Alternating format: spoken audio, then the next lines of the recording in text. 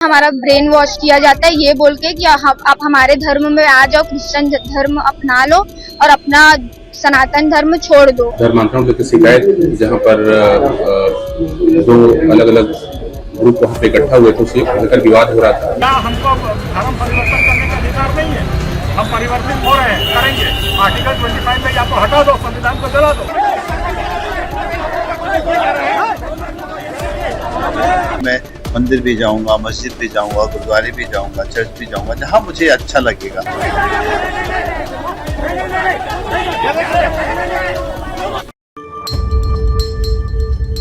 नमस्कार, मैं पवन केसवानी, राष्ट्रबोध में आपका स्वागत है। 25 जुलाई 2025 की दुर्ग रेलवे स्टेशन की घटना के बाद लगता है छत्तीसगढ़ में जगह जगह धर्मांतरण के विरुद्ध अब लोग आवाज उठाने लगे हैं और खासकर रविवार के मौके पर कथित रूप से जो प्रार्थना सभाएं होती है वहां से कुछ अलग ही तस्वीर देखने को नजर आ रही है।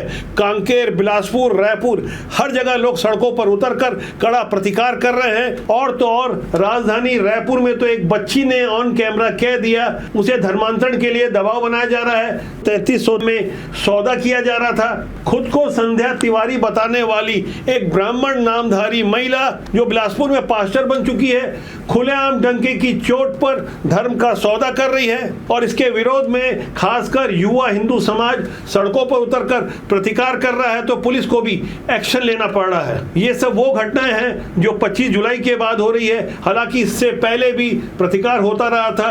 छत्तीसगढ़ में भारतीय जनता पार्टी की सरकार है और ऐसे में मौका देखकर कांग्रेस मिशनरियों के साथ खड़े नजर आ रही है। कांग्रेस के विधायक साफ तौर पर तो नहीं, दबी जुबान में ही मिशनरियों की साजिश का समर्थन कर रहे हैं। रविवार का दिन मिशनरियों के मिशन का खास मौका होता है। इसी दिन चंगाई सभा या धर्म सभा के नाम पर धर्मांतरण का खुला खेला होता है। रविवार वाले खास मौके पर कांकेर की एक अलग तस्वीर मैं आपको दिखा रहा हूं। यह मामला कांकेर के ताडोकी थाना क्षेत्र का ग्राम हवेचूर का है, जहां आदिवासी से कथित रूप से धर्मांतरित हो चुके परिवारों को चिन्हित कर ग्रामीणों ने उनका बहिष्कार किया। मामला मारपीट तक पहुंच गया, जिससे 8 परिवार के 36 लोगों के साथ मारपीट की शिकायत सामने आई है। पीड़ितों का आरोप है कि रविवार को महिलाओं को अर्धनग्न कर दौड़ा कर पीटा गया। थानेदार ने FIR नहीं लिखी, जिसकी वजह से सोमवार को पीड़ित SP ऑफिस पहुंचे।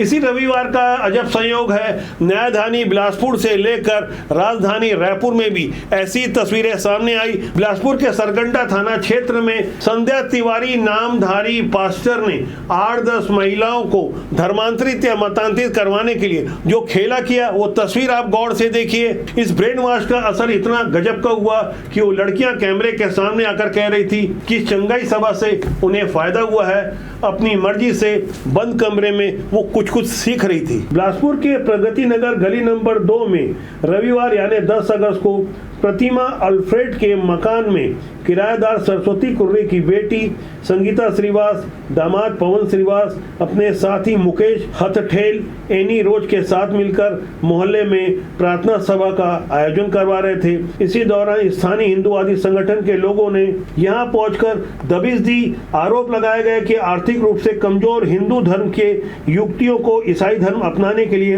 प्रार्थना गीत संगीत के माध्यम से प्रचार प्रसार किया जा रहा है। किस तरह से छत्तीसगढ़ में मिशनरी अपने चाल में कामयाब हो रही है। विदेशी फंडिंग से छत्तीसगढ़ की अस्मिता और संस्कृति और डेमोग्राफी के ऊपर यह सीधा प्रहार है। साफ तौर पर आप कैमरे में देख रहे होंगे, कैमरा झूठ नहीं बोलता। यह सब छत्तीसगढ़ में पहले से चल रहा था, लेकिन 25 जुलाई 2025 को दुर्ग रेलवे स्टेशन में मानव तस्करी और धर्मांतरण के आरोप में रंगे हाथों पकड़ी गई नन के समर्थन में जिस तरह से खास ताकत काम करने लगी, केरल से लेकर दिल्ली और दिल्ली से लेकर रायपुर, हर जगह आपने देखा होगा कि किस तरह से छत्तीसगढ़ में धर्म का सौदा करने वाले लोगों को भी खुलेआम भरपूर साथ मिल रहा था। सामाजिक स्तर पे भी और राजनीतिक स्तर पर भी।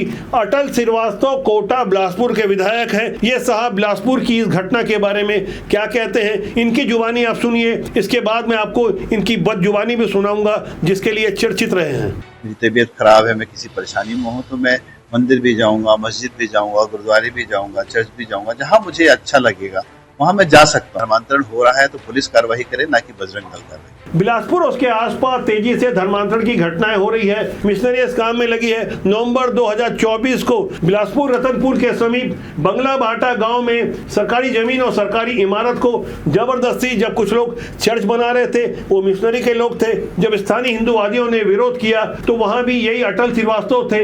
इनकी बदजुबानी आप सुनिए, वो किस तरह से हिंदूवादियों को साफ तौर पर गुंडा बता रहे थे और भगवा गुंडे वाले शब्द का इस्तेमाल कर रहे थे। और जब धर्मगुरु बागेश्वर धाम आ सकते हैं सीएम हाउस में, तो पास्टर क्यों नहीं आ सकते किसी के उद्घाटन में? कोई भगवा पहन के गुंडागर्दी करेगा तो उसको बर्दाश्त नहीं किया जाएगा। भगवा गुंडागर्दी, भगवा आतंक बर्दाश्त नहीं होगा। छत्तीसगढ़ में सत्ता परिवर्तन के बावजूद आज भी कांग्रेस मिशनरियों का किस तरह से समर्थन दे रही है। अटल श्रीवास्तव जैसे कांग्रेस के विधायकों की भाषा से आपको यकीन हो गया होगा। अब मैं आपको सितंबर 2022 की एक और तस्वीर दिखा रहा हूं, जहां छत्तीसगढ़ क्रिश्चियन फोरम के अध्यक्ष अरुण पन्नालाल साफ तौर पर राजधानी रायपुर में एक हंगामे के बाद बता रहे थे कि आर्टिकल 25 उन्हें इजाजत देता है, वो खुलेआम धर्मांतरण करवाएंगे, जिसे जो करना कर ले। उस समय कांग्रेस का शासन था, भूपेश बघेल की सरकार थी और अरुण पन्नालाल तब ये बातें खुलेआम ऑन कैमरा कह रहे थे। क्या हमको धर्म परिवर्तन करने का अधिकार नहीं है? हम परिवर्तित हो रहे हैं, करेंगे। आर्टिकल 25 में या तो हटा दो, संविधान को जला दो, उसके बाद हमको मारो पीटो, हम छोड़ देंगे अपना धर्म। राजधानी रायपुर के खासकर स्लम इलाकों में आज भी धर्मांतरण किस कदर तेजी से पैर पसार रहा है, इसका ताजा उदाहरण उसी रविवार को मिला जिस रविवार को कांकेर और बिलासपुर की तस्वीरें आपने देखी। राजधानी रायपुर के सरस्वती थाना क्षेत्र के कुकुरबेड़ा इलाके की यह तस्वीर बेहद हैरान करने वाली है। रविवार का दिन था, खुलेआम धर्म की सौदागरी चल रही थी, तो वहां भी हिंदूवादियों ने प्रतिकार किया। हालांकि प्रतिकार के बाद कुछ अप्रिय स्थिति निर्मित हो गई। आप इन तस्वीरों को गौर से देखिए। सरस्वती नगर थाना क्षेत्र के कुकुरबेड़ा में हिंदूवादी संगठनों ने एक मकान का घेराव कर लिया। वह आरोप लगाया गया कि मिशनरी से जुड़े लोग प्रार्थना सभा की आड़ में धर्म परिवर्तन करवा रहे हैं। पुलिस ने मौके पर एक महिला सहित 3 संदेहियों को हिरासत में लिया, लेकिन इस दौरान जनता इतनी आक्रोशित थी क्योंकि सब कुछ एक्सपोज हो चुका था। पकड़े गए युवकों की सरेआम पिटाई कर दी गई। यदि पुलिस मौके पर नहीं होती तो हालात कुछ और ज्यादा खतरनाक हो सकते थे। दरअसल ये हुआ इसलिए क्योंकि मिशनरियों के एजेंट के रूप में काम करने वाले युवक भागने की कोशिश कर रहे थे। तभी मोहल्ले वासियों का गुस्सा फूट पड़ा और उनकी जमकर पिटाई कर दी। 12वीं की मासूम छात्रा उम्र ही क्या होगी, उसके धर्म का सौदा हो रहा था। वो कैमरे पे आके साफ तौर पर कह रही है कि उसके साथ क्या कुछ हो रहा था। आप इसकी बात को गौर से सुनिए और पुलिस अधिकारी भी क्या कह रहे हैं, इन दोनों की बातों पर आप गौर करें। ये था कि मैं 12th क्लास की स्टूडेंट हूँ, हम पढ़ने लिखने वाले बच्चे, हमारा ब्रेन वॉश किया जाता है ये बोल के कि आप हमारे धर्म में आ जाओ, क्रिश्चियन धर्म अपना लो और अपना सनातन धर्म छोड़ दो। धर्मांतरण की शिकायत जहाँ पर 2 अलग अलग ग्रुप वहाँ पे इकट्ठा हुए थे, उसे लेकर विवाद हो रहा था। वर्तमान में अभी जो अंदर जो लोग थे उनको अलग जगह ले जाया गया है और इसके बाद से जो दूसरे ग्रुप्स के द्वारा यहाँ पर आवेदन दिया जा रहा है, उसका आधार पर अपराध दर्ज किया जाएगा। इसी मोहल्ले के रहने वाले अजय नेताम का साफ तौर पे कहना है कि मेरा भतीजा पिछले कई सालों से हिंदू धर्म की देवी और देवताओं को छोड़कर यीशु की पूजा करने लगा है। घर के एक साइड में यह लोग रोज देर रात तक गाना बजाना करते हैं। रोज अनजान लोग मेरे घर आते हैं, मेरे भतीजे का ब्रेन वॉश करते हैं। इसी को लेकर पूरा विवाद हुआ है। जिस मोहल्ले में ये विवाद हुआ और जिस बच्ची की बात को आप सुन रहे थे, 12वीं क्लास की वो बच्ची है। उस बच्ची ने भी मीडिया को बताया कि मेरे सामने ही बच्चों को 3300 देकर यीशु की पूजा करने के लिए कहा जाता है। मुझे भी कई मौकों पर पैसे का लालच दिया गया, लेकिन मैंने मना कर दिया। ये पहला मौका नहीं है जो हिंदूवादियों मिशनरियों का टकराव हुआ है। 2021 से लेकर अभी तक 102 बार टकराव की नौबत आई है। तब से लेकर अभी तक 44 FIR दर्ज हुई है, उसमें भी 33 अकेले 1 साल में हुई है। यानी भारतीय जनता पार्टी की जब सरकार बनी तब ज्यादा FIR हुई है, प्रतिकार ज्यादा हो रहा है, लोग खुलकर बोल रहे हैं। हो सकता है पहले भी विरोध होता हो, लेकिन उतनी FIR जानबूझकर नहीं करवाई जाती हो। यहाँ मान सकते हैं कि राजनीतिक इच्छा शक्ति की कमी होगी या गांधी परिवार की सर्वे सर्वा।